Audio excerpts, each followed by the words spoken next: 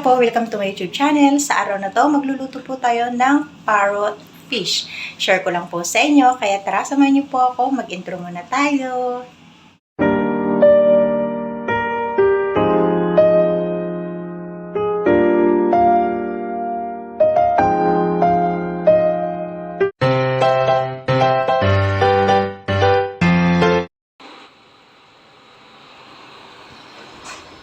Ito na po yung ating parrot fish na niluto. Niluto po natin yung parrot fish sa tomato sauce. So, ayan po, share ko lang po sa inyo kung paano ko po ito niluto. Kaya tara, samahan niyo po ako.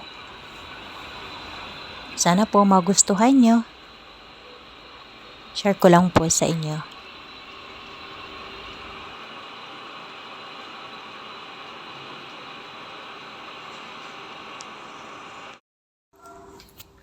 Ito na po yung ating mga sangkap, mga gagamitin natin para sa pagluto ng ating parrot fish. So, ayan, umpisa na po natin. Ito po ang ating bawang. Maglalagay din po tayo ng luya, sili, malalaki, at nilagyan ko din ng isang maliit para maanghang, at kamatis, sibuyas, cooking oil, yan ang tomato sauce natin.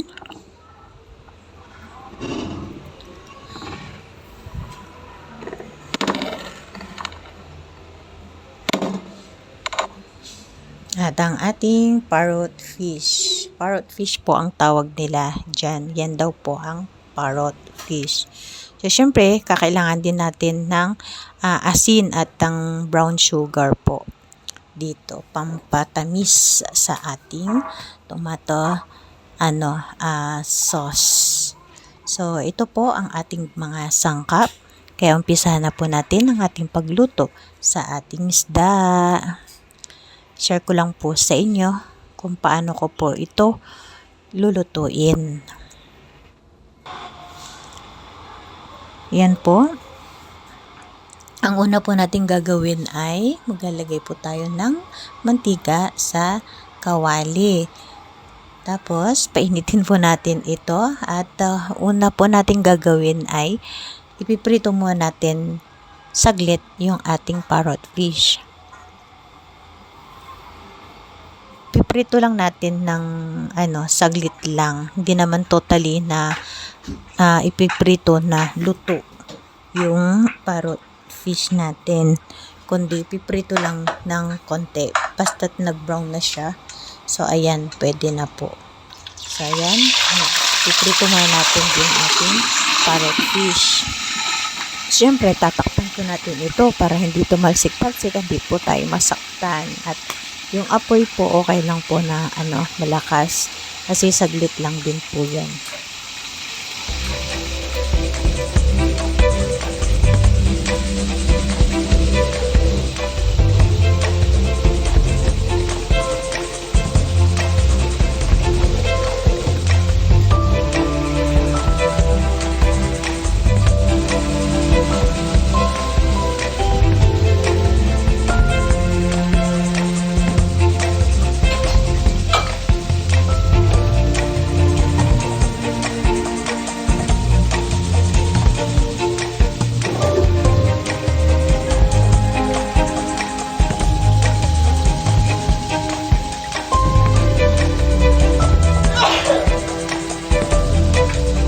Yan, pasensya na po kayo sa ating background. May bumahing sa likuran. Yan po, pwede na po natin baliktarin ang ating isda. Tatakpan ulit. Ito.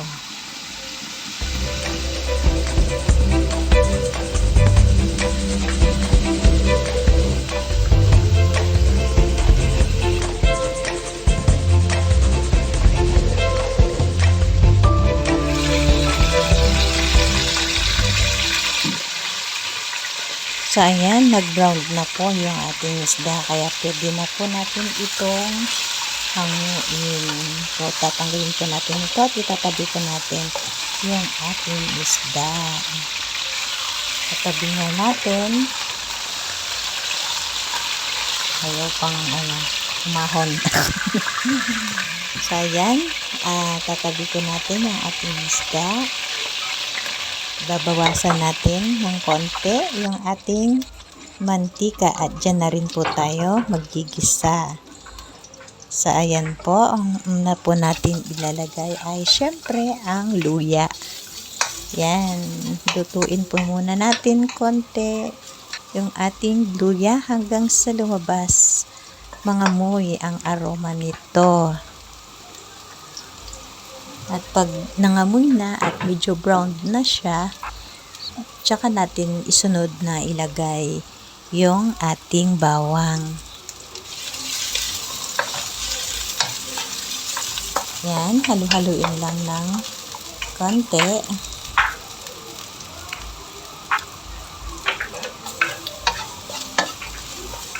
At pwede na natin ilagay yung ating bawang.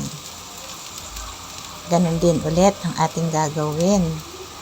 Hintayin po natin ito na maging brown yung ating bawang. At lalagay na rin yung sibuyas. Sunod-sunod na po na ilagay natin yung ating mga sangkap.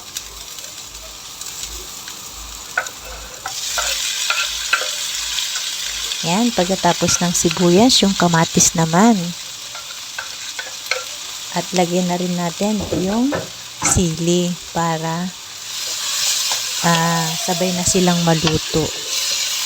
Yan, gisa-gisahin po natin ng konti.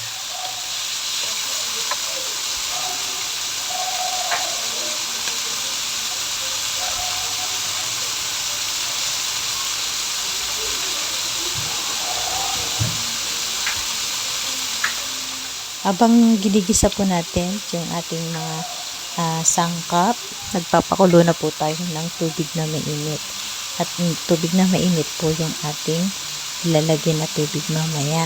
So, maglalagay na po tayo ng tomato sauce ngayon. Yan. Tak-tak lang natin at konti na pala yung ating tomato sauce. Yan.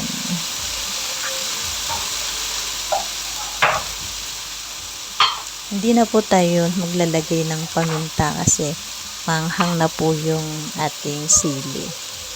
At ang gagawin po natin ay tomato sauce. So, kahit na hindi na, so maglalagay tayo ng asukal.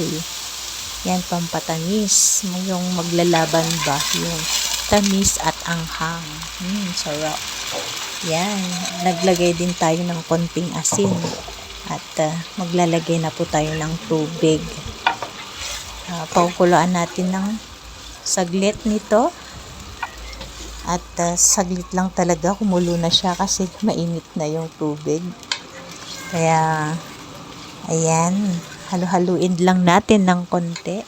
At pwede na po natin ilagay yung ating isda dyan na pinrito kanina.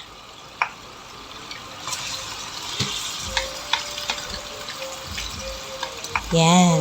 Nalagyan na po natin dyan sa gitna at paliguan natin ng sauce para yung lasa niya ay dumikit dyan.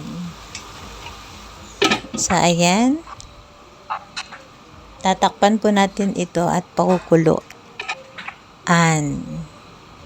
So, ayan. Tayin po natin hanggang sa maluto ulit. Mga ano lang po, mga 10 minutes lang yung pagpakulo ko. Yan, kasi yung isda, totally na hindi pa siya talaga luto. So, ayan, hintayin po natin yung ating isda hanggang sa maluto.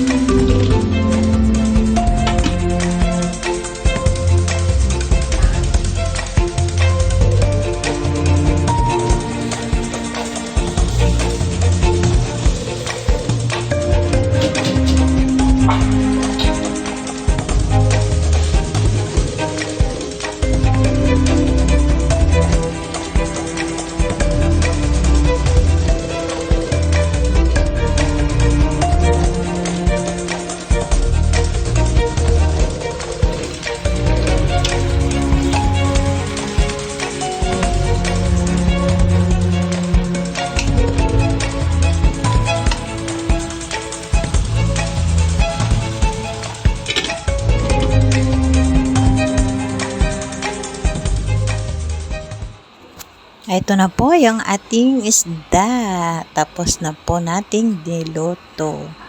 Sana po nagustuhan nyo. Maraming salamat po sa inyong patuloy na panunood at sa inyong suporta. Maraming salamat po. Try nyo po ito kung gusto nyo po para matikman nyo po ang lasa. So, paano po? Kain na po tayo. Mapaparami po ang kain. Paano natin niluto yung ating parrot fish. Sana po nagustuhan nyo. Sa end na po natin ating video sa araw na to. Don't forget, like, share, comment, and subscribe. Bye! Thank you for watching. God bless you. See you po sa susunod ko pong videos.